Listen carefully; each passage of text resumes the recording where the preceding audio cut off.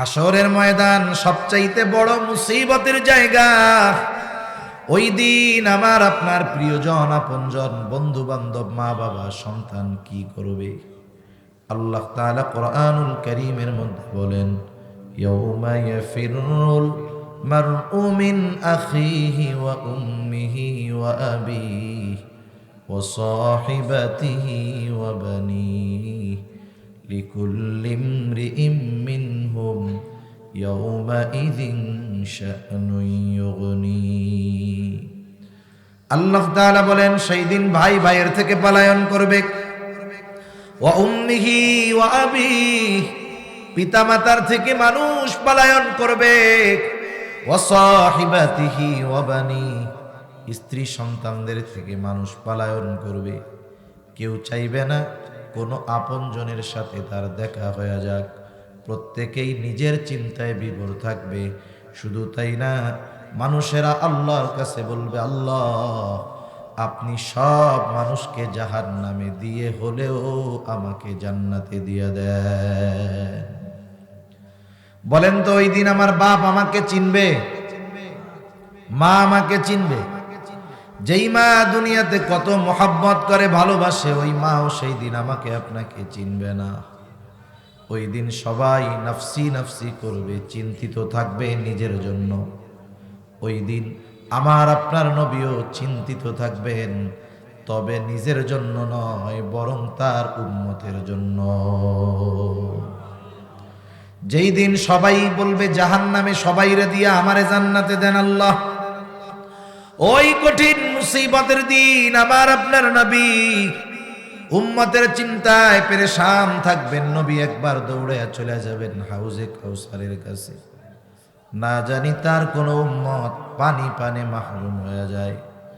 আর একবার দৌড়ে চলে যাবেন নবী মিজানের কাছে, না জানি কোনো উম্মত ওজনের সময় ধরা পড়ে যায়।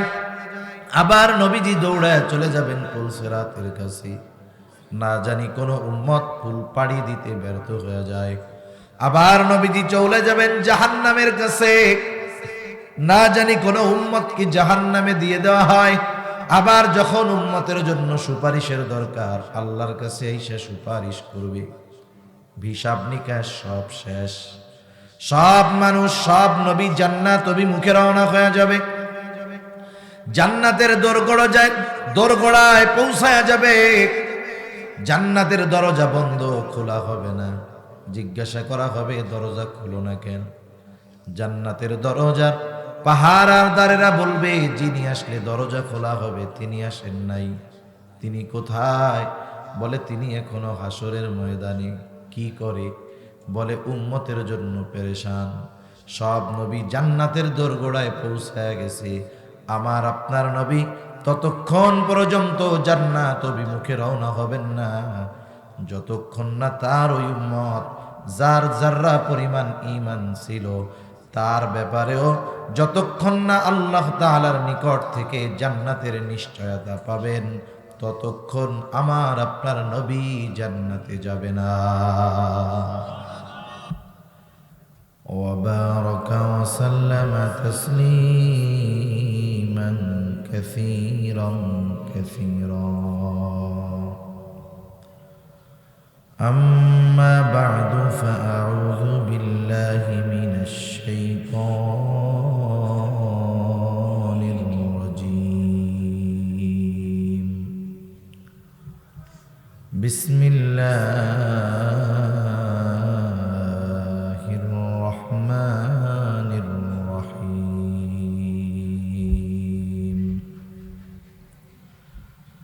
لقد جاءكم رسول من أنفسكم عزيز عليه ما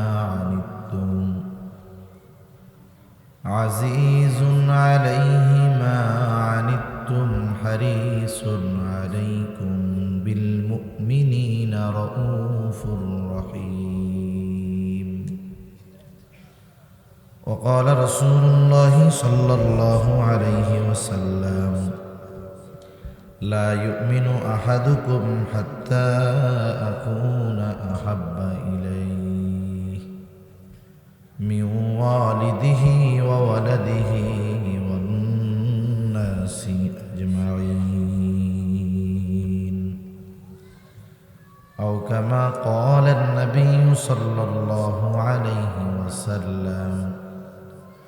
صدق الله العلي العظيم وصدق رسوله النبي الكريم ونحن على ذلك من الشاهدين والشاكرين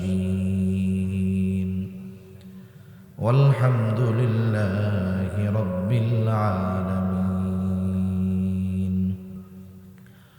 سبحانك لا علم لنا إلا ما علمتنا إنك أنت العليم الحكيم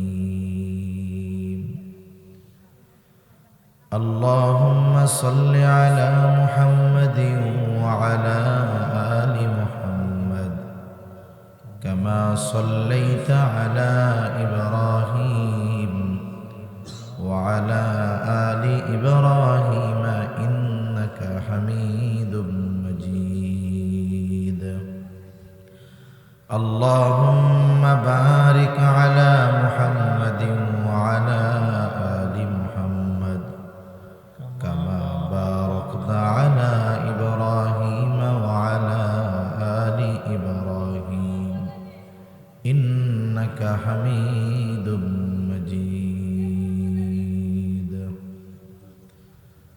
محمد نے आकर कुफ्र को मिटाया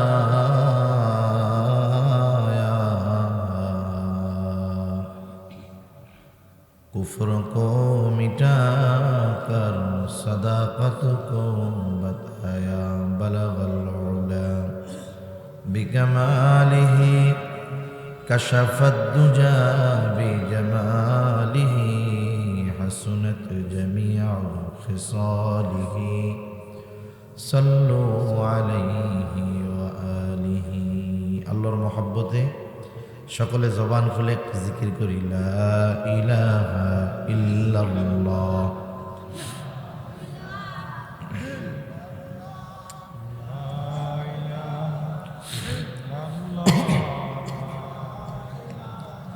ইল্লাল্লাহ লা ইলাহা ইল্লাল্লাহ লা ইলাহা এটা কোন ধারার মধ্যে পড়ছে কৃষ্ণ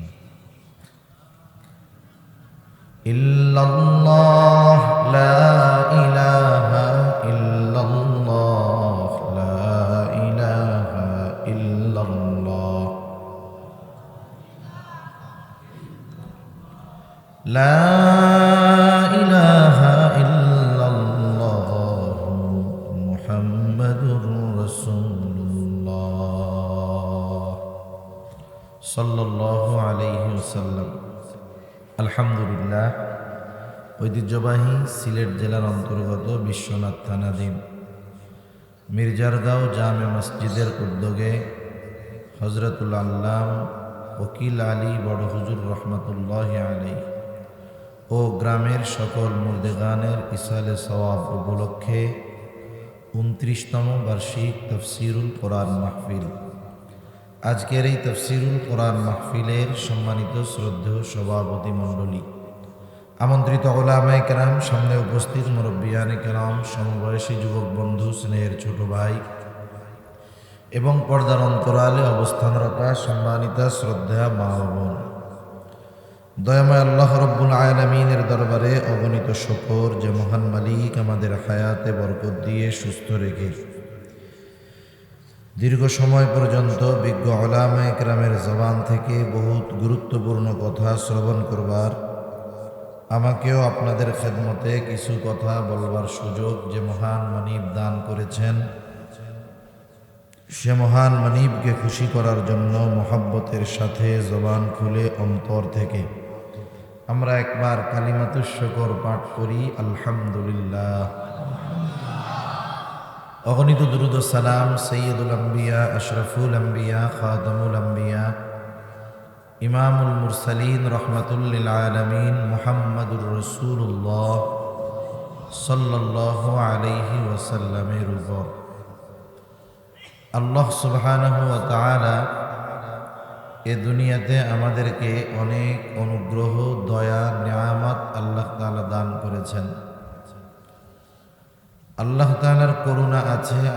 তাআলার অনুগ্রহ আছে বিধায় আমরা বেঁচে আছি, ঠিক কিনা বলেন? আল্লাহ তাআলার দয়া মায়া আছে বিধায় এখনো দুনিয়ার মধ্যে সুস্থ আছি। আল্লাহ সুবহানাহু ওয়া তাআলা যদি আমাদের প্রতি করুণা প্রদর্শন না করতেন তাহলে এ দুনিয়াতে আমাদের টিকে থাকা অসম্ভব ছিল, সম্ভব ছিলই না। ইকো বাদ দেন, ইকো লাগবে না, শুরুতে যা ছিল তাই দেন। তাহলে আল্লাহ তাআলার করুণা যদি আমাদের উপরে না থাকতো আমরা এ দুনিয়াতে বেঁচে থাকতে পারতাম না। আল্লাহ তাআলার অজস্র অগণিত নেয়ামত আমাদের প্রতি আছে। কত করুণা নেয়ামত আল্লাহ তাআলা আমাদের জন্য করেছেন, এর হিসাব দুনিয়ার কেউ আমরা করতে পারব না।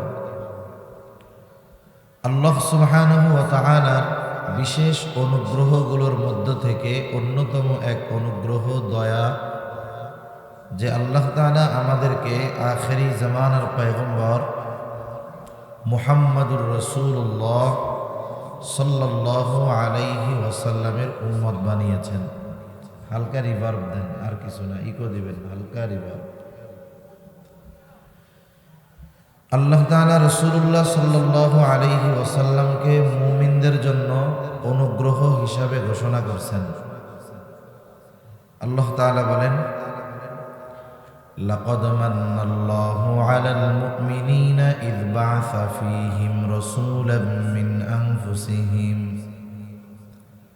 আল্লাহ তাআলা বলেন, লাকাদ মান্নাল্লাহু আলাল মুমিনিন, মুমিনদের উপরে আল্লাহ তাআলার অনুগ্রহ। ইয বা'আসা ফীহিম রাসূলাম মিন আনফুসিহিম, যে তিনি তাদের মধ্য থেকে তাদের জন্য একজন রাসূল প্রেরণ করেছে। তাহলে রাসূলুল্লাহ সাল্লাল্লাহু আলাইহি ওয়াসাল্লামকে আল্লাহ তাআলা মুমিনদের জন্য বিশেষ অনুগ্রহ হিসাবে ঘোষণা করেছেন।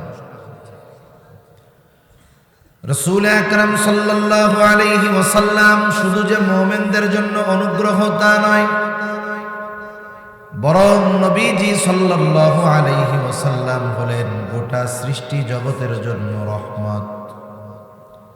গোটা সৃষ্টি জগতের জন্য তিনি হলেন রহমত। আমরা যখন নামাজ পড়ি, নামাজের মধ্যে ইমামের পেছনে যখন পড়ি, ইমামের কেরাত মুসল্লির কেরাত, যখন একা পড়ি নামাজ তখন নিজে পড়ি সূরা ফাতিহা। মূল কথা হলো সূরা ফাতিহা নামাজের মধ্যে লাগে, একাকি পড়া হোক আর জামাতে পড়া হোক, লাগে কি লাগে না? সূরা ফাতিহার শুরুতেই আমরা বলি আলহামদুলিল্লাহি রাব্বিল আলামিন। আমরা বলি সকল প্রশংসা আল্লাহর জন্য। কে আল্লাহ? বলে রব্বুল আলামিন, তিনি হলেন জগৎ সমূহের প্রতিপালক। আল্লাহ তাআলা হলেন জগৎ সমূহের রব, জগৎ সমূহের প্রতিপালক। আলম এক বচন, আলামিন শব্দটা হলো বহু বচন। তার মানে জগৎ যে একটা এমনটা নয়, বরং প্রথম আকাশের নিচে অগণিত জগৎ যিনি সৃষ্টি করে রেখেছেন তিনি কে? বিজ্ঞান যখন কয়েকটা আবিষ্কার করে আমরা অবাক হয়ে যাই, ওরে বাবা, বিজ্ঞান কি করে ফেলতেছে। অথচ বিজ্ঞান আবিষ্কার করার আগেই আল্লাহ তাআলা বলে দিয়েছেন যে জগৎ একটা নয়, বরং অনেক অনেক। সব জগতের প্রতিপালক রব কে? বলেন আমার আপনার সেই রব আল্লাহ আমার আপনার নবীজির ব্যাপারে ঘোষণা করেন, ওয়ামা আরসালনাকা ইল্লা রাহমাতাল লিল আলামিন। আল্লাহ তাআলা বলেন, হাবিব, আমি আপনাকে জগৎ সমূহের জন্য রহমত হিসাবে প্রেরণ করেছি। তাহলে হলেন রব্বুল আলামিন হলেন আল্লাহ, আর রহমাতুল লিল আলামিন হলেন মুহাম্মাদুর রাসূলুল্লাহ। এই জন্য বলেন তো, সৃষ্টি জগতের এমন একটু জায়গা আছে নাকি যেই জায়গার রব আল্লাহ নয়? আছে এমন কোন জায়গা? সৃষ্টি জগতের এমন কোনো জায়গা নাই যেই জায়গার রব আল্লাহ নয়, আবার সৃষ্টি জগতের এমন কোনো জায়গা নাই যেই জায়গার রহমত মুহাম্মাদুর রাসূলুল্লাহ নয়। আল্লাহ যেই জায়গার রব, আমার আপনার নবী সেই জায়গার জন্যই রহমত। সুবহানাল্লাহ বলেন। এজন্য আল্লাহ তাআলা আমার আপনার নবীজির নবুয়াত, আমার আপনার নবীজির রহমতের বিস্তার কত দূর পৌঁছায় দিয়েছে। যেখানেই রব আল্লাহ সেখানেই রহমত হলেন মুহাম্মাদুর রাসূলুল্লাহ। এই জন্য কবি কত সুন্দর কথা বলে, রবুবিয়ত খুদা কি হ্যায় জাহাঁ তক, নবুয়তি মুস্তাফা কি হ্যায় মুহাতা। তাহলে আমার আপনার নবী হলেন গোটা সৃষ্টি জগতের জন্য রহমত। এই আয়াতের ব্যাখ্যায় ইমাম তাবারি রাহমাতুল্লাহি আলাইহি বলেন, নবীজি কাফেরদের জন্য রহমত। নবীজি রাহমাতুল লিল আলামিন হওয়ার কারণে এই উপকার শুধু যে মুমিনরা লাভ করে তা নয়, কাফেররাও লাভ করে। আল্লাহর নবী সাল্লাল্লাহু আলাইহি ওয়াসাল্লাম আল্লাহ তাআলার কাছে বিশেষ কিছু দোয়া করে গেছে। এর মধ্যে অন্যতম একটি দোয়া হলো, আল্লাহ আমার উম্মতের অবাধ্যতার কারণে, পাপের কারণে অতীতের উম্মতদের মতো আপনি আমার উম্মতকে সমূলে ধ্বংস করে দিবেন না। পৃথিবীতে যত মানুষ আছে, যত মানুষ আসবে, আমার আপনার নবীজির পর থেকে মোমেন হোক আর কাফের হোক, সকলেই নবীজির উম্মত, ঠিক না? ধরেন 700 কোটি মানুষ এখন দুনিয়ায় আছে, 200 কোটি মুসলমান, 500 কোটি অমুসলিম। কি পরিমাণ জুলুম, নির্যাতন, অত্যাচার অমুসলিমরা মুসলমানদের উপরে করতেছে, আর কি পরিমাণ পাপ মুসলমান ঘরের সন্তান হয়ে করতেছে। এরপরেও আল্লাহ তাআলা ওই পাপাচারের কারণে সমূলে ধ্বংস করে না, মাঝে মধ্যে একটু নড়াচড়া দিয়ে সতর্ক করে দেয়, ঠিক কিনা বলেন? না হলে আমাদের সমাজে, আমাদের দেশে, গোটা দুনিয়ায় এমন কিছু পাপাচার বিস্তার লাভ করতেছে, এটা যদি অন্য নবীর সময় হইতো, আমার দিল বলে আল্লাহ গজব দিয়ে ওদেরকে সমূলে নিশ্চিহ্ন করে দিত। এটা নবীজির বরকতে, ঠিক কিনা বলেন? বড় বড় নবীজির কারণে বেঁচে গেছে। আবু জেহেলরে চিনেন আপনারা? চিনেননি? আরে কিছু মানুষ আছে এইগুলোরে দেখা লাগে না, নাম শুনলেই চেনা যায়। আর নামটা শুনলে কি মন চায় বন্ধ? আবু জেহেলরে পাইলে কি করতেন? দাওয়াত দিয়া খাওয়াইতেন। মেহমান সৌদি আরব থেকে আইছে, দাওয়াত দিয়া খাওয়াই। কি করতেন? আবু জেহেল একদিন নবীজির সামনে আইসা আল্লাহ তাআলার কাছে দোয়া করতেছে। মক্কার এই মানুষগুলো যদিও মুশরিক ছিল, কিন্তু আল্লাহ তাআলাকে তারা বিশ্বাস করত, স্রষ্টা হিসাবে আল্লাহ তাআলাকে মানত। আমার কথা না, আল্লাহ তাআলাই বলেন, ওয়ালা ইন সাআলতাহুম মান খালাকাস সামাওয়াতি ওয়াল আরদ। আপনি যদি মক্কার মুশরিকদেরকে জিজ্ঞাসা করেন, মান খালাকাস সামাওয়াতি ওয়াল আরদ, আল্লাহ তাআলা বলেন, তারা আপনার এই প্রশ্নের জবাবে কি বলবে? আল্লাহ তাআলা বলেন, লা ইয়াকুলুনাল্লাহ, আপনার এই প্রশ্নের জবাবে তারা বলবে, আসমান জমিনের স্রষ্টা হলেন আল্লাহ। দুইটা তাকিদ যোগ করে আল্লাহ তাআলা বলেছেন, অবশ্যই অবশ্যই তারা বলবে আসমান জমিনের স্রষ্টা আল্লাহ। শুধু তাই না, আপনি যদি তাদেরকে জিজ্ঞাসা করেন, মান নাযালা মিনাস সামাই মাআ ফাআহইয়া বিহিল আরদা বা'দা মাউতিহা, কে আসমান হতে পানি বর্ষণ করে, কে বৃষ্টি দেয়, ওই আসমানের বর্ষিত পানির দ্বারা কে মৃত জমিনকে পুনরায় পুনরুজ্জীবিত করে তোলে, রোদে ফেটে চৌচির হয়ে যাওয়া ফসল উৎপাদনের অনুপযুক্ত ওই শক্ত জমিনটাকে আসমানি পানির দ্বারা কে ফসল উৎপাদনের উপযুক্ত করে তোলে। ওরা ওদের দেব দেবীদের কথা বলবে না, লাত মানাত উজ্জার কথা বলবে না, লা ইয়াকুলুনাল্লাহ, অবশ্যই অবশ্যই তারা বলবে এইগুলো যিনি করেন তিনি কে? আল্লাহই বৃষ্টি দেয়, আল্লাহ তাআলাই জমিনের মধ্যে ফসল উৎপাদনের ব্যবস্থা করে। আল্লাহ তাআলা আর এক জায়গায় বলেন, ওয়ালা ইন সাআলতাহুম মান খালাকাহুম লা ইয়াকুলুন্নাল্লাহ। আপনি যদি তাদেরকে জিজ্ঞাসা করেন তাদের স্রষ্টাকে, কে তাদেরকে বানিয়েছে, ওরা এদের মতো বলবে না এমনি আমরা হয়ে গেছি, আমাদের দেব দেবী আমাদের বানাইছে, এটাও বলবে না। ওরা ওদের সৃষ্টির ব্যাপারে জিজ্ঞাসা করলেও বলবে লা ইয়াকুলুন্নাল্লাহ, অবশ্যই অবশ্যই আমাদের স্রষ্টা হলেন আল্লাহ। তাহলে আল্লাহ তাআলাকে মক্কার মুশরিকরা বিশ্বাস করত, আল্লাহর অস্তিত্বে বিশ্বাসী ছিল, কিন্তু আল্লাহ তাআলার সাথে এমন কিছু শিরক তারা করত যেই শিরকের কারণে এই বিশ্বাসের কোনো মূল্য নাই, বেঈমান হয়ে গেছে।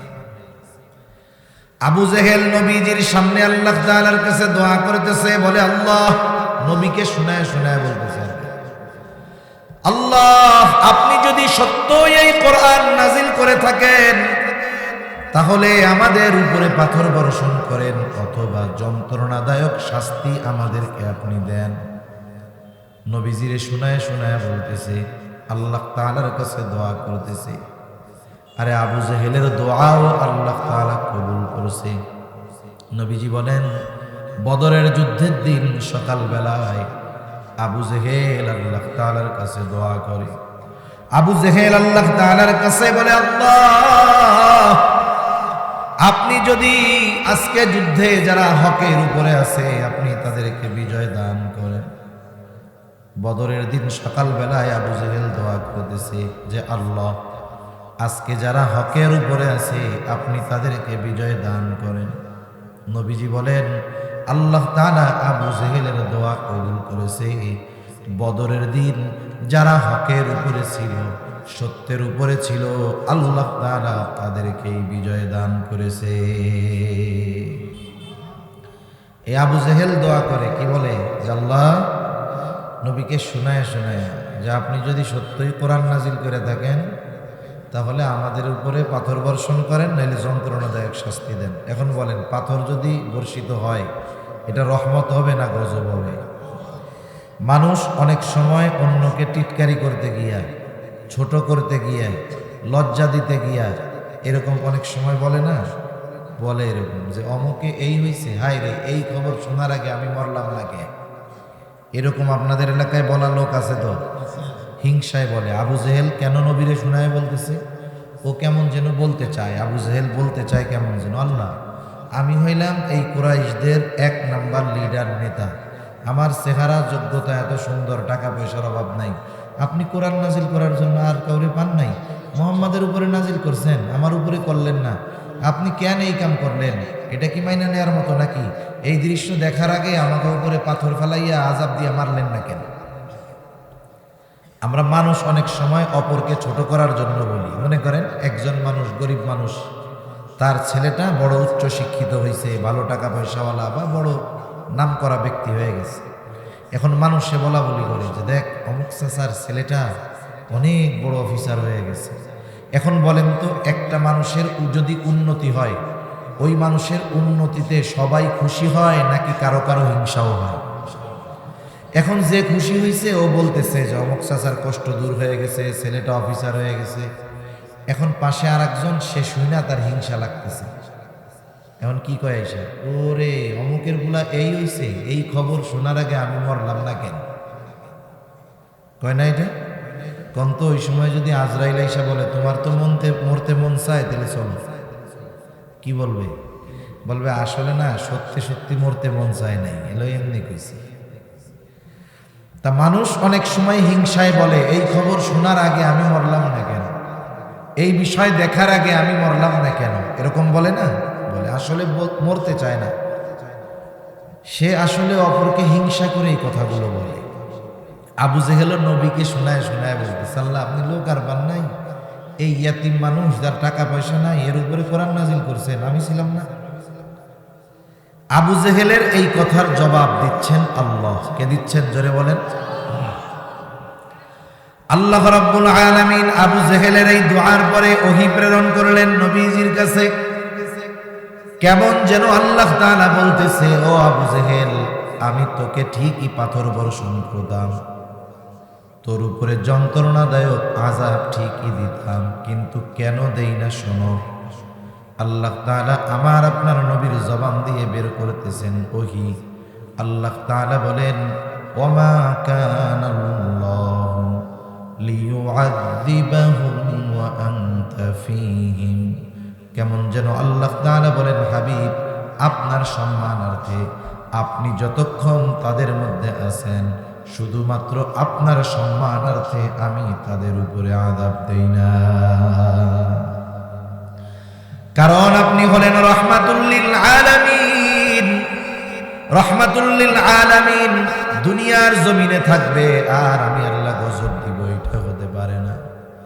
এই জন্য মক্কার কাফেররাও এইরকম ধৃষ্টতা প্রদর্শন করার পরেও শুধুমাত্র নবীজির কারণে বেঁচে গেছে।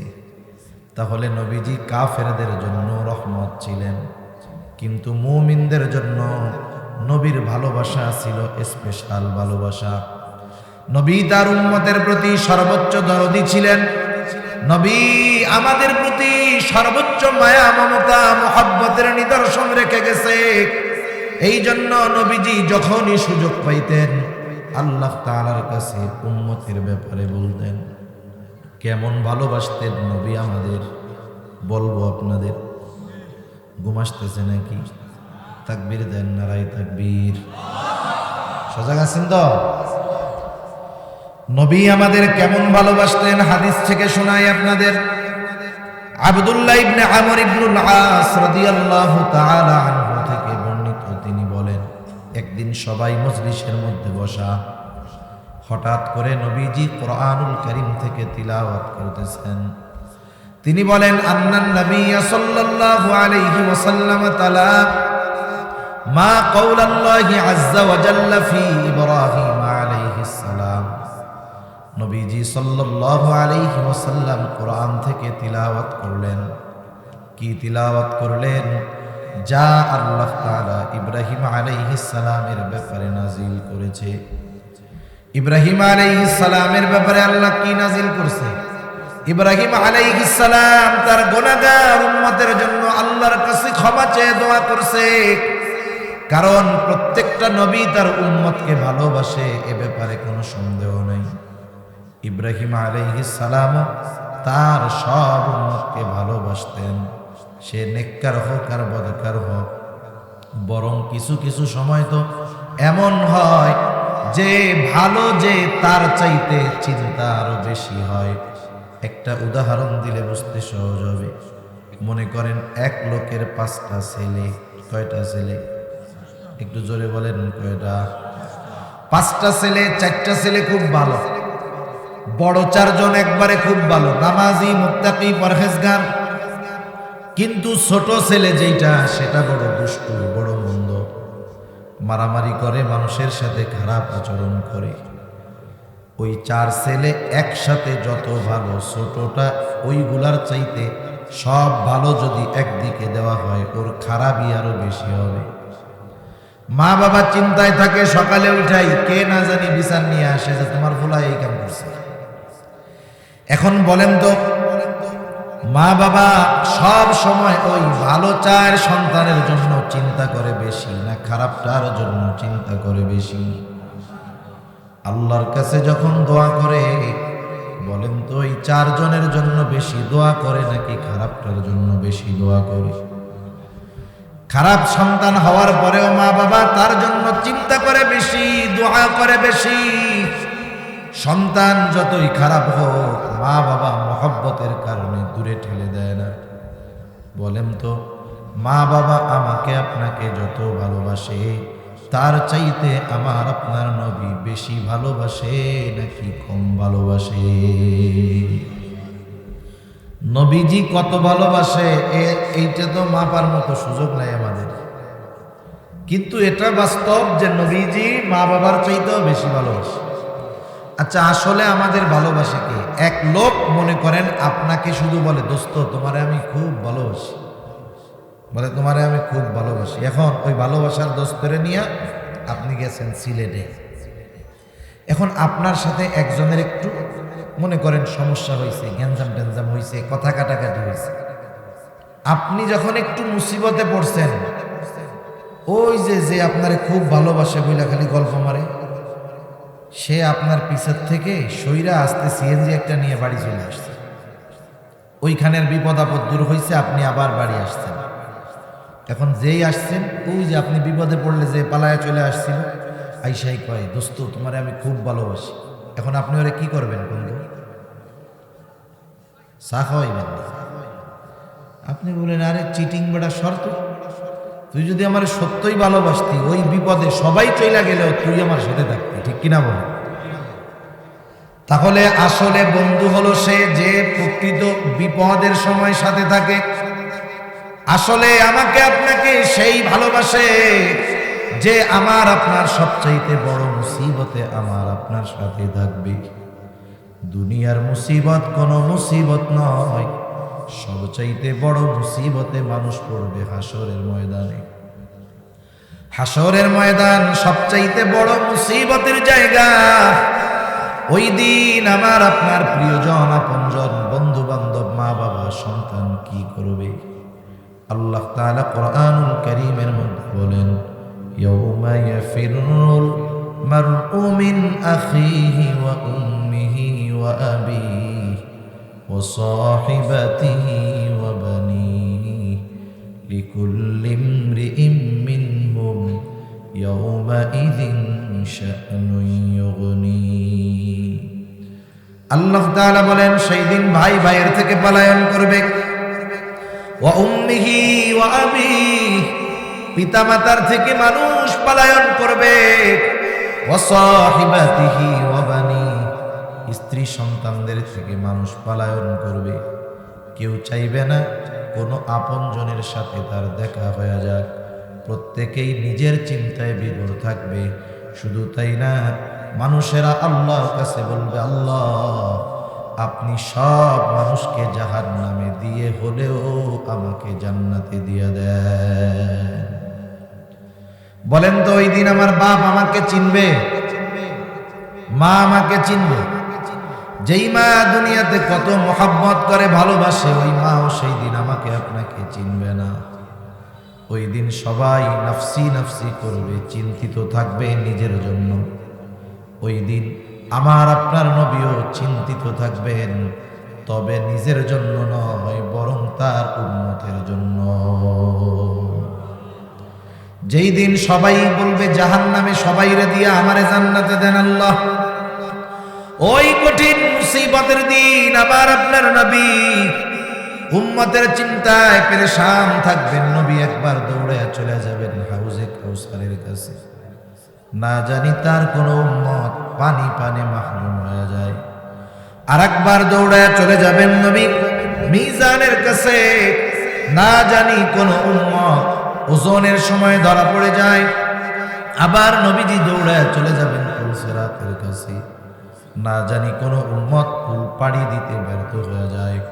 আবার নবীজি চলে যাবেন জাহান্নামের কাছে, না জানি কোন উম্মত কি জাহান্নামে দিয়ে দেওয়া হয়। আবার যখন উম্মতের জন্য সুপারিশের দরকার, আল্লাহর কাছে এসে সুপারিশ করবে, হিসাব নিকাশ সব শেষ, সব মানুষ সব নবী জান্নাত অভিমুখে রওনা হয়ে যাবে। জান্নাতের দোরগোড়ায় পৌঁছায়া যাবে। জান্নাতের দরজা বন্ধ, খোলা হবে না। জিজ্ঞাসা করা হবে দরজা খুলো না কেন? জান্নাতের দরজার পাহারাদারেরা বলবে, যিনি আসলে দরজা খোলা হবে তিনি আসেন নাই। তিনি কোথায়? বলে তিনি এখনো হাসরের ময়দানে। কি করে? বলে উম্মতের জন্য পেরেশান। সব নবী জান্নাতের দোরগোড়ায় পৌঁছায় গেছে, আমার আপনার নবী ততক্ষণ পর্যন্ত জান্নাত অভিমুখে রওনা হবেন না, যতক্ষণ না তার ওই উম্মত যার যাররা পরিমাণ ঈমান ছিল তার ব্যাপারেও যতক্ষণ না আল্লাহ তাআলার নিকট থেকে জান্নাতের নিশ্চয়তা পাবেন, ততক্ষণ আমার আপনার নবী জান্নাতে যাবে না। ওই দিন আমার মা বাবা চিনবে না, ওই বিপদে নবী আমাকে আপনাকে ভুলবে না। এই জন্য নবী আমাকে আপনাকে সবচাইতে বেশি ভালোবাসে, কোনো সন্দেহ নাই। প্রত্যেকটা নবী তার উম্মতের ব্যাপারে চিন্তিত। উম্মত যদি গুনাহগার হয় চিন্তাটা আরো বেশি হয়। ইব্রাহিম আলাইহিস সালাম গুনাহগার উম্মতের জন্য দোয়া করে কি কয়? বলে রব্বি ইন্নাহুন্না আযলালনা কাসীরাম মিনান নাস ফামান তাবিআনি ফাইন্নাহু মিন্নি ওয়া মান আসানি ফাইন্নাকা গফুরুর রহিম। ইব্রাহিম আলাইহিস সালাম বলে, ও আমার রব, এই মূর্তিগুলা, এই প্রতিমাগুলো অধিকাংশ মানুষকে পথচ্যুত করে ফেলছে, পথভ্রষ্ট করে ফেলছে। ফামান তাবিআনি ফাইন্নাহু মিন্নি, তবে যারা আমার আনুগত্য করেছে তারা তো আমার দলভুক্ত। কেমন যেন পয়গম্বর ইব্রাহিম আলাইহিস সালাম বলে, রব, যারা আমার আনুগত্য করে নাই তারাও তো আমার উম্মত। কেমন যেন ইব্রাহিম আলাইহিস সালাম বলে, ও আমার রব, আপনি যদি চান আমার এই গুনাহগার উম্মত গুলাকেও আপনি মাফ করে দিতে পারেন। কেন পারেন? ওমান আসানি ফাইন্নাকা গফুরুর রহিম। কেমন যেন ইব্রাহিম আলাইহিস সালাম বলে, আল্লাহ, আপনি আপনার গফুর রহিম নামের ওসিলায় আমার এই গুনাহগার উম্মত গুলাকেও মাফ করে দেন।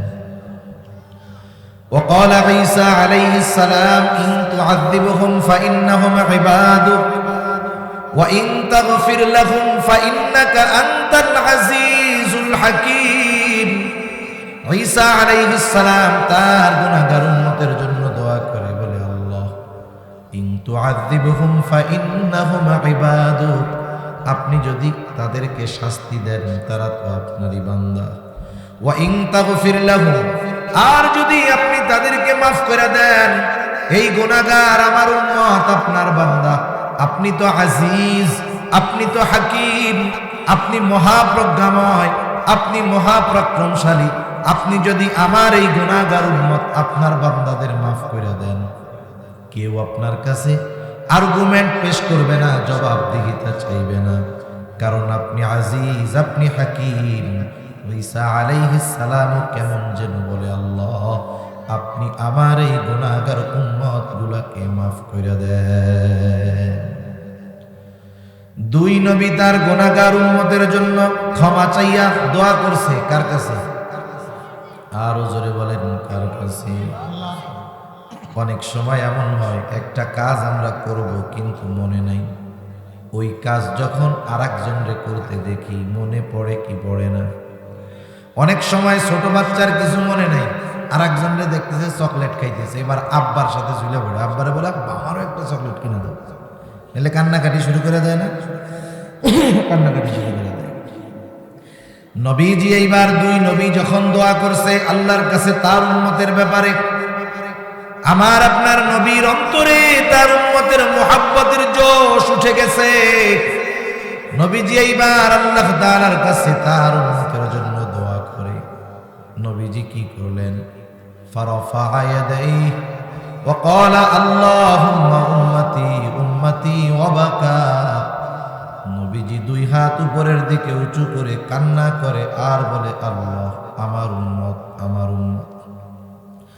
চোখ দিয়ে অঝর ধারায় পানি পড়তেছে আর বলে, আমার উম্মত, আমার উম্মত। নবীজি আর কিছু বলেন না, হাত উঁচু করে কান্না করেন আর এইটা বলেন। যদিও এর বেশি কিছু বলেন না, কিন্তু নবী কি বলতে চায় দুনিয়ার কেউ না বুঝলেও না জানলেও যিনি বোঝেন, যিনি জানেন তিনি কে? আল্লাহ রাব্বুল আলামিন জিবরাইল আলাইহিস সালামকে পাঠিয়ে দিল, যাও জিবরাইল মুহাম্মাদের কান্নার কারণ জিজ্ঞাসা করো। জিবরাইল আলাইহিস সালাম হাজির, এসে বলে, ইয়া রাসূলুল্লাহ, আপনার কান্নার কারণ কি? যদিও আল্লাহ তাআলা জানেন, এরপরেও তিনি জানতে চান। আল্লাহ তাআলা জানেন, এরপরেও তিনি জানতে চান আমি অনেক সময় উদাহরণ দিয়ে বলি, বলেন তো বৃহস্পতিবার বিকাল বেলায় যেইখানে মাদ্রাসা আছে, মাদ্রাসায় আবাসিক ছাত্ররা থাকে, ছোট ছোট বাচ্চা, বৃহস্পতিবার আসরের পরে হুজুরের সামনে গিয়া কান্না করে। বলেন তো মাদ্রাসার ছাত্র যদি বৃহস্পতিবার বিকাল বেলায় হুজুরের সামনে গিয়া কান্না করে, কেন কান্না করে বলেন তো? হুজুর বুঝে কি বুঝে না? আপনারা কি বুঝেন? বন্ধ ছুটি যায়। আপনারা যেহেতু বুঝেন, হুজুরের তো আর বুঝতে বাকি নেই নাকি? এইবার ছোট বাচ্চা গিয়া কান্না করে, কিছু বলে না। হুজুর জিজ্ঞাসা করে, কিরে কান্না করো কেন? বাচ্চার কান্নার গতি আরো বেড়ে যায়। হুজুর বলে, কান্না করলে লাভ নাই, কি জন্য কান্দো বলো, তাইলে কাজ হবে। এইবার ছোট বাচ্চা কান্না জড়িত কণ্ঠে বলে, হুজুর আমি একটু বাড়ি যাব, আমার মাকে দেখতে মন চায়। হুজুর কিন্তু জানে বাড়ি যাইতে যায়, কিন্তু ছাত্রর মুখ দিয়ে কেন শুনতে চায়? এটা ওস্তাদের ছাত্রের প্রতি একটা মহব্বতের বহিঃপ্রকাশ। আল্লাহ তাআলা জানেন নবীজি কি বলতে চায়, এরপরেও নবীজির জবান দিয়ে কেন শুনতে চায়? এটা হলো আল্লাহ তাআলার আমার আপনার নবীজির উপরে মহব্বতের বহিঃপ্রকাশ। নবীও জানে যে আমি যা বলতে চাই আল্লাহ জানে, আমি যা বলবো আল্লাহ তাআলা শুনবে। এরপরেও জিবরাইল আলাইহিস সালাম যখন আসছে, নবীজি মন ভরে উম্মতের ব্যাপারে বলছে। জিবরাইল আলাইহিস সালাম আল্লাহ তাআলার কাছে গিয়ে জানায় দিছে, ওনার কান্নার কারণ হলো ওনার গুনাহগার উম্মতের ক্ষমা। আল্লাহ তাআলা জিবরাইল আলাইহিস সালামকে বললেন, জিবরাইল যাও আমার হাবিবকে গিয়া জানায় দাও, আমি অচিরেই তাকে তার উম্মতের ব্যাপারে সন্তুষ্ট করব, আমি তার উম্মতের ব্যাপারে তাকে অসন্তুষ্ট করব না। নবীজি আল্লাহর কাছে বলার সুযোগ পাইয়া নিজের জন্য বলেন নাই, নিজের পরিবার পরিজনের জন্য বলেন নাই, আত্মীয় স্বজনের জন্য নবী বলেন নাই, উম্মতের ব্যাপারে আল্লাহর কাছে বলছে। কেমন ভালোবাসেন নবী, কিয়ামত পর্যন্ত যত উম্মত দুনিয়ায় আসবে সকলকে ভালোবাসার নিদর্শন নবী রেখে গেছেন। নবীজি একদিন সাহাবায়ে কেরাম নবীজির সাথে পথ চলতেছে, হঠাৎ করে নবীজি বলেন, আমার ভাইদেরকে দেখতে মন চায়। সাহাবায়ে কেরাম জিজ্ঞাসা করলো, ইয়া রাসূলুল্লাহ আমরা কি আপনার ভাই নই? নবীজি বলেন, না, তোমরা হইলা আমার সাথী সাহাবী, তাহলে আপনার ভাই কারা? নবী বলেন, আমার পরে আমাকে না দেখে যারা আমার উপরে ঈমান আনবে তারা হলো আমার ভাই। নবীজি আমাদের সকলের উপরে মহব্বতের নিদর্শন রেখে গেছে। উম্মতের প্রতি নবীজির দরদ কেমন, মায়া কেমন, মহব্বত কেমন, ভালোবাসা কেমন। অবাধ্য উম্মতের দ্বারা নবী যদি কখনো আক্রান্ত হয়েছেন, কখনো বদদুয়া দেন নাই। নবীজি কখনো বদদুয়া দেন নাই, বরং তাদের হেদায়েতের আশায় আল্লাহর কাছে দোয়া করছে। যখন মক্কার মানুষ নবীজির কথা মানে না, নবীজি চলে গেলেন তায়েফে, যেখানে নবীজির শৈশবকালীন কিছু সময় অতিবাহিত হয়েছে। নবীজি চলে গেলেন, হযরত যায়েদ রাদিয়াল্লাহু তাআলা আনহুকে সাথে নিয়ে তায়েফে গিয়া মানুষের মধ্যে দাওয়াত দিলেন, বলো লা ইলাহা ইল্লাল্লাহ তুফলিহু, তোমরা সফল হয়ে যাইবা। ওইখানেও কাফেররা একদল দুষ্ট মানুষকে নবীজির পিছনে লেলায়া দিল। মানুষেরা নবীজির দিকে পাথর নিক্ষেপ করতে থাকলো। পাথর ছোট ছিল না, বড় বড় পাথর ছিল, আর ধারালো ধারালো পাথর ছিল, যার কারণে ওই পাথরের আঘাতে নবীজির দেহ মোবারক শুধু রক্তাক্ত হয়েছে তা নয়, দেহ মোবারকের মধ্যে পাথরের আঘাতের দাগ হয়ে গেছে। আয়েশা সিদ্দিকা রাদিয়াল্লাহু তাআলা আনহা একদিন নবীজিকে জিজ্ঞাসা করে, ইয়া রাসূলুল্লাহ আপনার পিঠে এগুলো কিসের দাগ? আপনার কি কখনো বসন্ত হয়েছিল নাকি? নবীজি বলেন, না আয়েশা, আমার কখনো বসন্ত হয় নাই। তাহলে দাগগুলো কিসের? নবীজি বলেন, আয়েশা আমি যখন দ্বীনের দাওয়াত দেওয়ার জন্য তায়েফে গিয়েছিলাম, তায়েফের মানুষ বুঝতে পারে নাই, তারা আমাকে পাথর নিক্ষেপ করেছিল। আয়েশা, এই দাগগুলো হলো তাদের নিক্ষিপ্ত পাথরের আঘাতের দাগ। এত পরিমাণ পাথর তারা নবীজির গায়ে মেরেছে। নবীজির গা বেয়ে বেয়ে রক্ত পড়ে জামা ভিজে গেছে। নবীজি পড়ে যাইতেন, আবার উঠে দাঁড়াইতেন। হযরত যায়েদ রাদিয়াল্লাহু তাআলা আনহু একা সবার থেকে নবীজিকে ঠেকাতে পারেন না।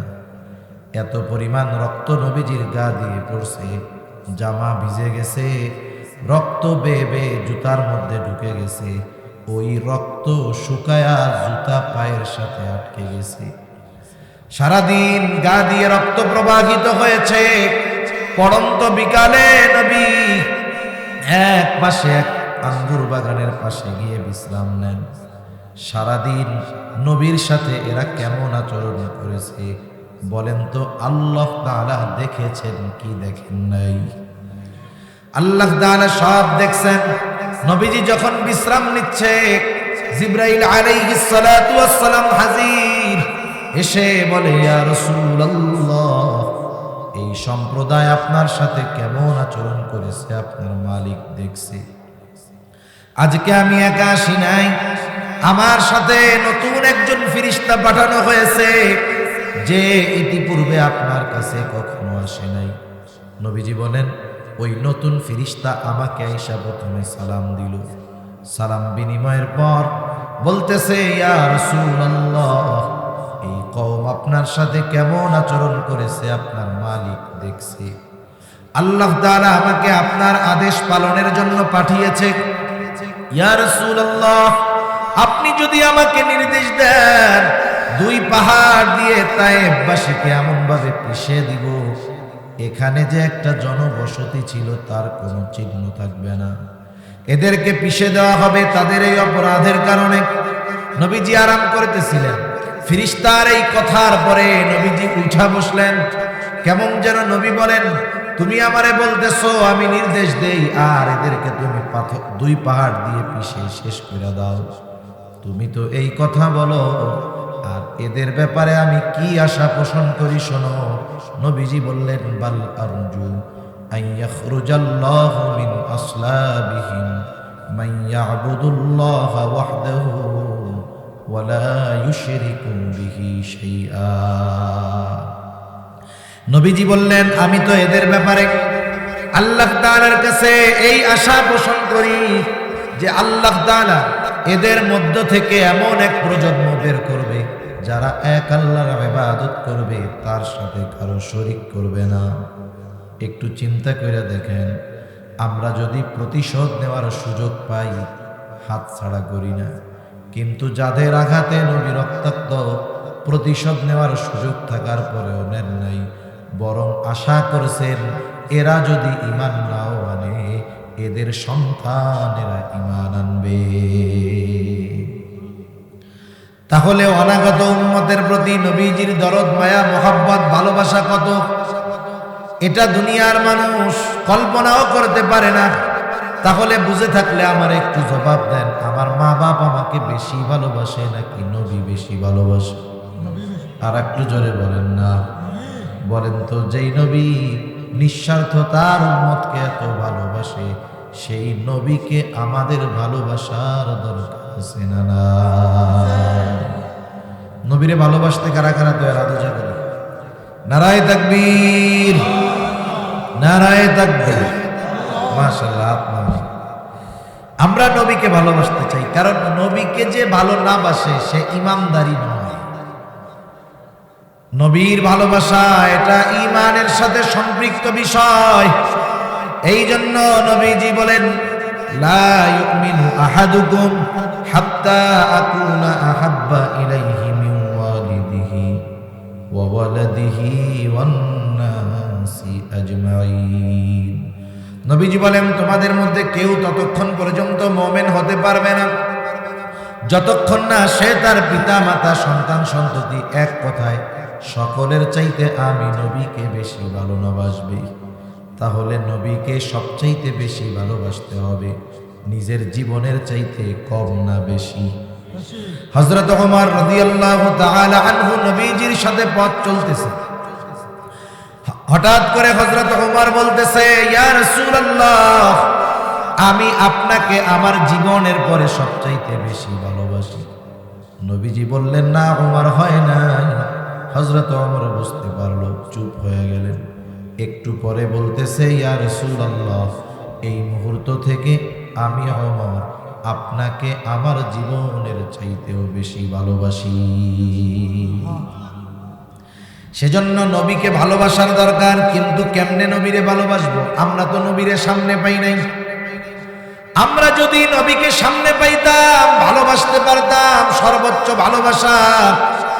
আরে আবু বকর নবীকে সামনে পাইছে, নবীর মহব্বতে ঘরের সব সম্পদ আইনা নবীর সামনে হাজির করছে।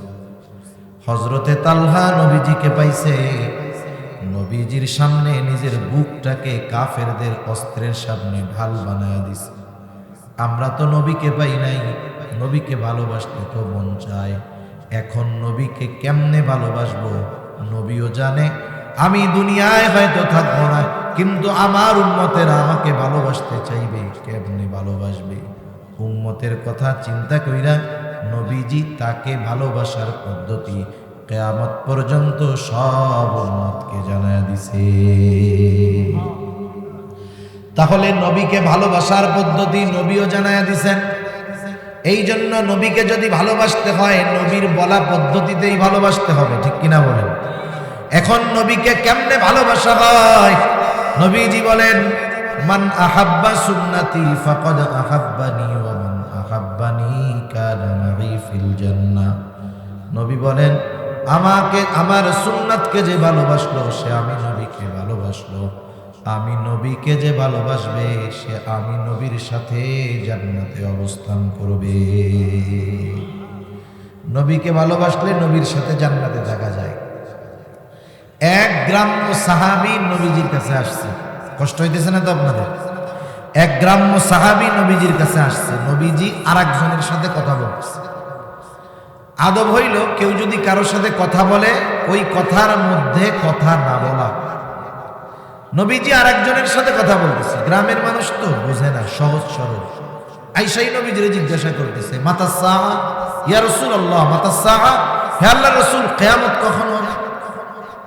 যখন ওই লোকের সাথে কথা শেষ, নবীজি এবার বলেন, ওই লোকটা কোথায় যে জিজ্ঞাসা করলো কিয়ামত কখন হবে?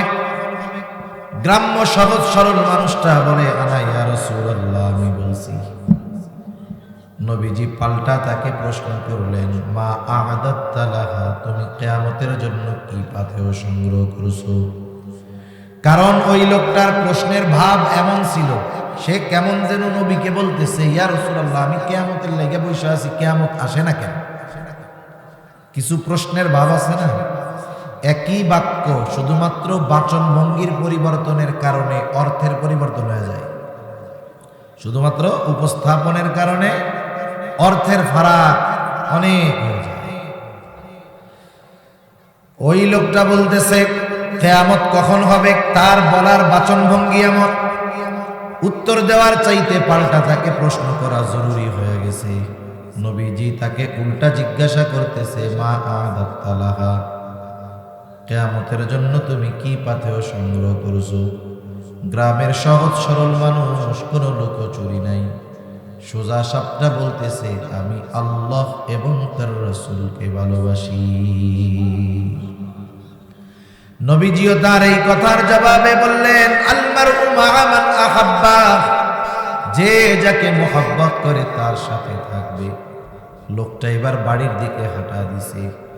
হযরত আনাস রাদিয়াল্লাহু তাআলা আনহু বলেন, নবীজির মুখে যখন শুনলাম যে যাকে মোহাব্বত করে তার সাথে থাকবে, ইসলাম গ্রহণের পর এত খুশি আমরা কখনো হই নাই।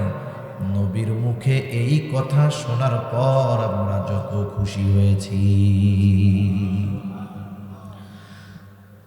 হযরত আনাস রাদিয়াল্লাহু তাআলা আনহু বলেন, আমি আল্লাহকে ভালোবাসি, তার রাসূলকে ভালোবাসি। আবু বকর ওমর রাদিয়াল্লাহু তাআলা আনহুমা উভয়কে ভালোবাসি। যদিও তাদের মতো আমল করতে পারি নাই, তবুও তাদের ভালোবাসি। আশা করি জান্নাতে আমি নবীজির সাথে আর আবু বকরের সাথে থাকতে পারবো। সাহাবায়ে কেরাম নবীর সাথে থাকার খবর শুইনা ঈমান আনার পরে সবচাইতে বেশি খুশি হয়েছে।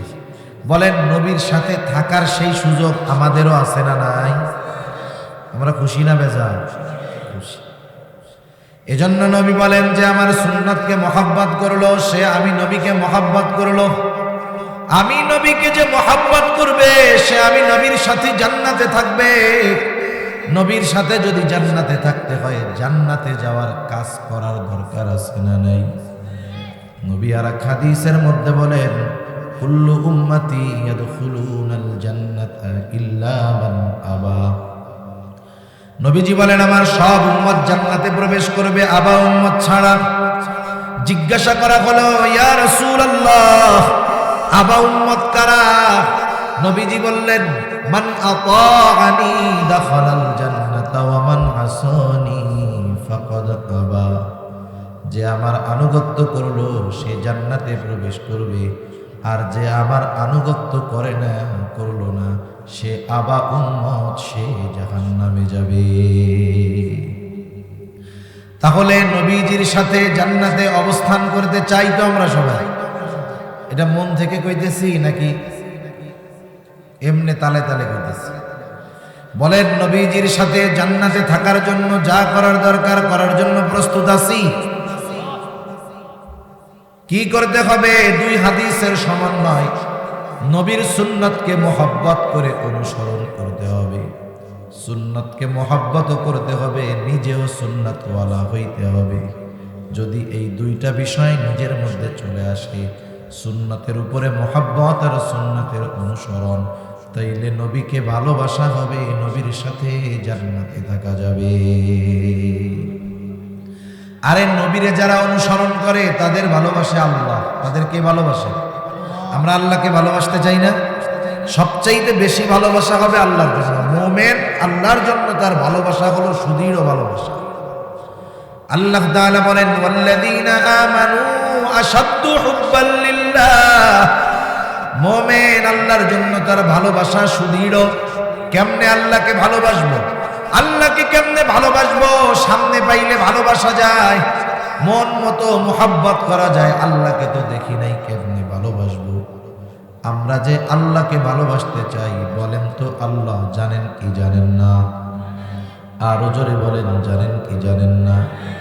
এই জন্য আল্লাহ বলে, ও আমার গোলাম, আমি আল্লাহরে ভালোবাসতে চাও, তোমার ভালোবাসা আমি পাবো কেমনে? শোনো, আল্লাহ তাআলা বলেন, হাবিব আপনি বলেন, ইন কুনতুম তুহিব্বুনাল্লাহ ফাত্তাবিউনি ইউহিব্বুকুমুল্লাহ।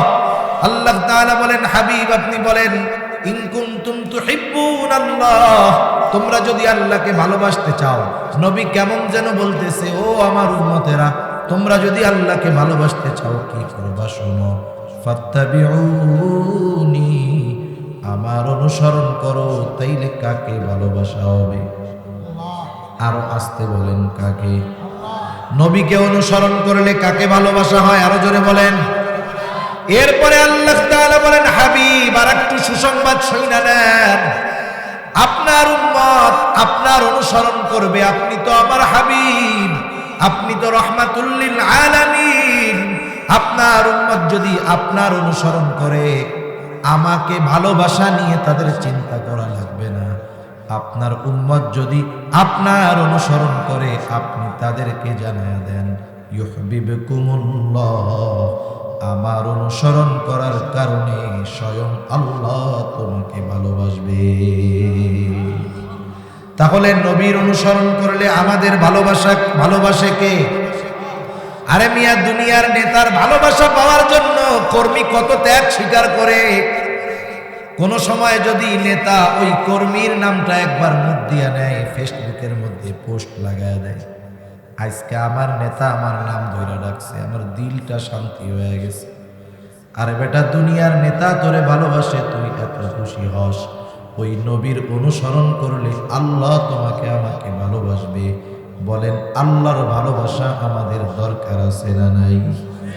আল্লাহর ভালোবাসা পাইলে কত লাভ শুইনা নেন। হাদিসের মধ্যে আসছে, নবীজি বলেন আল্লাহ তাআলা যখন দুনিয়ার কাউকে ভালোবাসে আর আল্লাহ ভালোবাসে তাদের, যারা তার হাবিবের অনুসরণ করে তাদের আল্লাহ ভালোবাসে। আল্লাহ তাআলা যখন জিবরাইল আলাইহিস সালামকে ডাক দিয়ে আল্লাহ তাআলা বলে, জিবরাইল, দুনিয়ার অমুক বান্দারে আমি ভালোবাসি, তুমিও ভালোবাসো। এইবার জিবরাইলও ভালোবাসতে শুরু করে। সুবহানাল্লাহ। শুধু তাই না, জিবরাইল এসে আসমানের মধ্যে ঘোষণা করে দেয়, ও আসমানের বাসিন্দারা শোনো, দুনিয়ার আব্দুর রহিম, আব্দুল করিম, ওকে আল্লাহ ভালোবাসে, আমি জিবরাইল ভালোবাসি, তোমরাও ভালোবাসো। তাহলে নবীর সুন্নাতের অনুসরণ করলে সে আসমানের সেলিব্রিটি হয়ে যায়। দুনিয়ায় মানুষ নিজেরে ভাইরাল করার জন্য, মানুষ যেন আমারে চিনে, এই জন্য কত কিছু করে না, কত কিছু করে যে মানুষ আমাকে চিনে, কত ভালো লাগে। আরে দুনিয়ায় অনেক মানুষ আছে যারা দুনিয়ায় ভাইরাল না, আসমানে ভাইরাল, সব ফেরেশতারা তারে চিনে। যখন জিবরাইল আলাইহিস সালাম এসে বলে তোমরা ওই আল্লাহর বান্দাকে ভালোবাসো, এইবার আসমানের ফেরেশতা তাকে ভালোবাসতে শুরু করে, তাকে চিনে, তাকে ভালোবাসতে শুরু করে।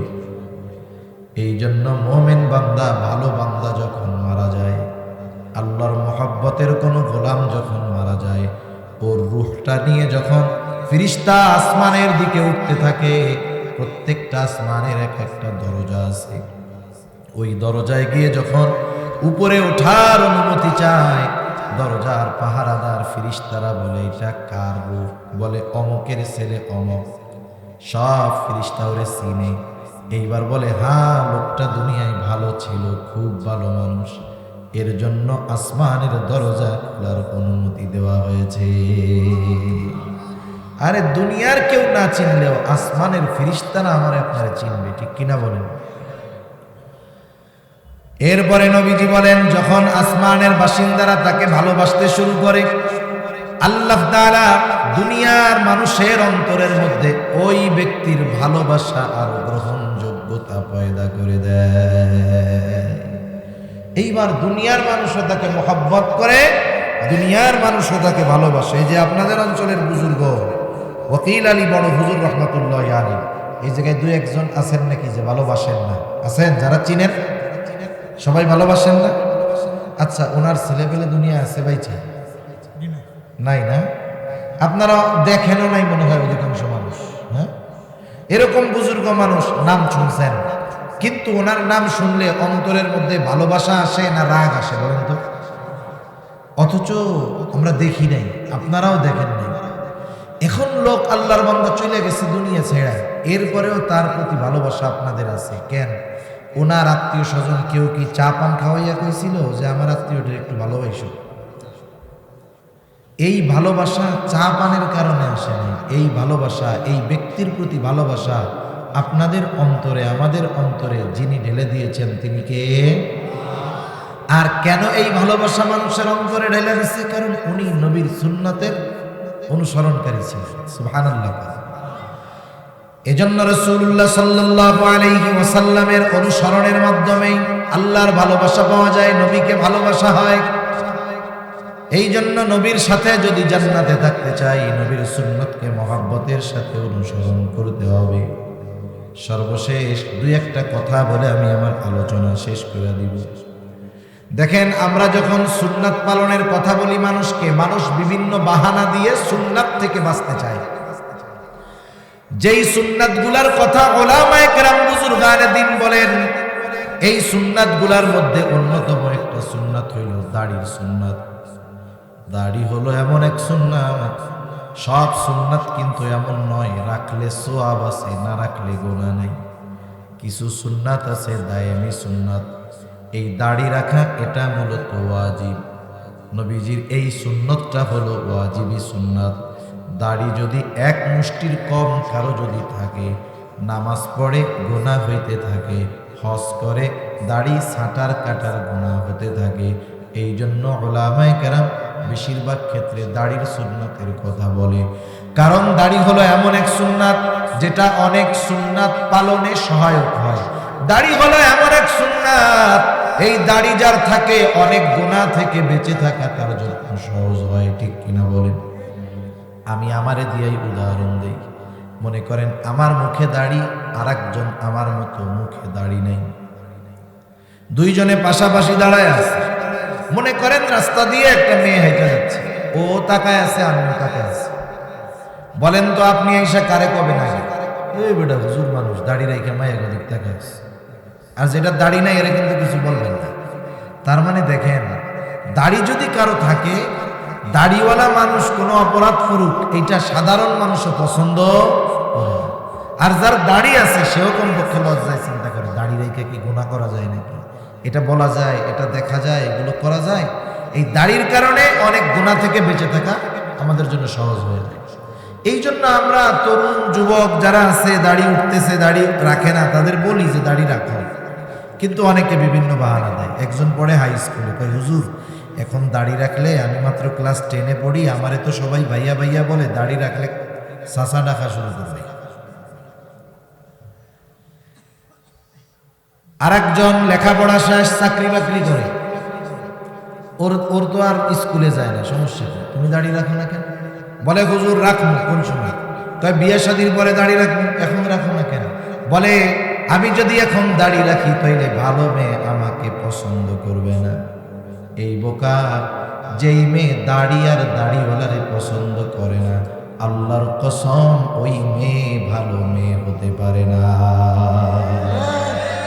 তুমি হয়তো টাকা দেখে, চেহারা দেখে, বংশ দেখে বিবাহ করে ঘরে আনবা, চেহারাটা হয়তো সুন্দর হবে, টাকা পয়সা হয়তো অনেক হবে, বংশ হয়তো অনেক ভালো হবে, যদি সুন্নাতের প্রতি তার ঘৃণা থাকে, লেখা দিয়া যাই আসো, মরার পরে জান্নাতে যাইবা না জাহান্নামে যাইবা, আল্লাহ সেটা ভালো জানে। কিন্তু ওই দাড়ি পছন্দ করে না, সুন্নাত পছন্দ করে না, ওই মেয়েকে যদি ঘরে আনো, আশা করা যায় দুনিয়ায় ছোট্ট একটা জাহান্নাম দেখতে পারবা। সেজন্য যেই মেয়ে সুন্নাতওয়ালা দাড়িওয়ালারে পছন্দ করে না, সে কখনো সচ্চরিত্রের হতে পারে না। তুমি যদি দিনদার মেয়ে চাও, আগামীর জীবন যদি শান্তির চাও, তাইলে এখনই মোল্লা হয়ে যাবে। তোমার এই মোল্লা অবস্থায় যে পছন্দ করবে, বুঝবা এর সাথে তোমার ভবিষ্যৎটা আশা করা যায় সুন্দর হবে। ঠিক কিনা বলে? সর্বশেষ কথাটা বলি, আপনাদের অঞ্চলে লোকজন মারা যায় না? মাঝে মধ্যে মারা যায় তো, সব জায়গায় মরে। মানুষ যখন মারা যায়, মুসলমান পরিচয় যদি তার থাকে, নামাজি হোক আর বেনামাজি হোক, সুন্নাতওয়ালা হোক আর সুন্নাত ছাড়া হোক, মানুষ যখন মারা যায়, মারা যাওয়ার পর সর্বপ্রথম তাকে গোসল দেওয়া হয়, এরপরে কাফন পরানো হয়, মাঠের মধ্যে জানাজার জন্য আনা হয়। জানাজা শেষ, এইবার মাইয়াতকে, লাশটাকে কবরস্থানে নিয়ে যাওয়া হয়। কবরের পাশে লাশটাকে রাখার পর দুইজন আল্লাহর বান্দা কবরের মধ্যে নামে, আবার দুইজন উপর থেকে লাশটা ধরায়া দেয়। বলেন তো ওই লাশটা দুইরা যখন কবরে নামায়, বলেন তো একটা দোয়া পড়ে, দোয়াটা জানা আছে নাকি? কি দোয়া পড়ে বলেন তো? বিসমিল্লাহি ওয়া আলা মিল্লাতি রাসূলিল্লাহ। ওই দোয়া আপনাদের এলাকায়, আমাদের এলাকায় যত মানুষ মরছে কবরে রাখার সময় এই দোয়াই পড়ছে। কিয়ামত পর্যন্ত সবাইকে কবরে রাখার সময় এই দোয়া পড়বে, যদি পরিচয়টা মুসলমান হয়। হুমায়ুন আজাদ, ওরে তো জানাজা দিছে, ওরেও যখন নামাইছে তখনও মনে হয় পড়ছে। আমার বেলায় পড়বে, আপনার বেলায়ও পড়বে, সুন্নাতওয়ালার ব্যাপারেও পড়বে, সুন্নাতের বিরোধিতাকারীর ব্যাপারেও পড়বে। একটু চিন্তা করেন, দিল দিয়া কথাগুলা বুঝবেন, বাড়িতে গিয়ে একটু ভাববেন। সারা জীবন এই দোয়া পড়লাম, কিন্তু এই দোয়ার সারমর্মটা কি? এই দোয়ার সারমর্মটা কি? বুজুর্গানে দিন বলেন, এই দোয়ার সারমর্ম হইল, ওই মাইয়াতকে যখন কবরে রাখা হয় বলা হয় বিসমিল্লাহ, আয় আল্লাহ আপনার নামে এখন এমন এক ব্যক্তিকে কবরে রাখতেছি যার বিগত জীবন সুন্নতের উপরে অতিবাহিত হয়েছে, সে যখন মারা গেছে সুন্নতের উপরে ছিল, এখন তাকে কবরস্থ করতেছি, এই অবস্থায়ও সে সুন্নতের উপরে আছে। এই দোয়াটা পড়া আমাকে আপনাকে কবরে রাখবে। এই দোয়া পড়া এমন একজনকে কবরে রাখা হলো যার মুখে চেহারায় সুন্নাতের বালাই নাই, কোনোদিন সুন্নাতের দ্বারের কাছেও যায় নাই। বলেন তো ওই সুন্নাতবিহীন লোকটাকে যখন এই দোয়া পড়ে কবরের মধ্যে রাখা হবে, ওই সুন্নাতবিহীন লোকটার ব্যাপারে এই দোয়াটা সত্য হবে নাকি মিথ্যা হবে?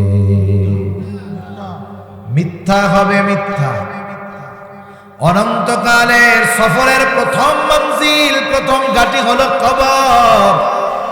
ওই কবরে যদি আমারে আপনারে মিথ্যা কথা বইলা রাখে, পরের অবস্থাগুলো কি হবে চিন্তা করেন। এই জন্য নিজের জীবনে পরিবর্তন আনেন, নবীর আদর্শে আদর্শিত হন, নবীর সুন্নাতের আলোকে নিজের জীবনটা সাজান। হায়রে দেখেন, দুনিয়াতে যখন বিশ্বকাপ ফুটবল ক্রিকেট খেলা আসে, যে যেই দেশের পছন্দ করে, যেই দেশের প্লেয়ারকে ভালো লাগে, ওই দেশের ফুটবল প্লেয়ারের মতো চুলের কাটিং দেয় কি দেয় না?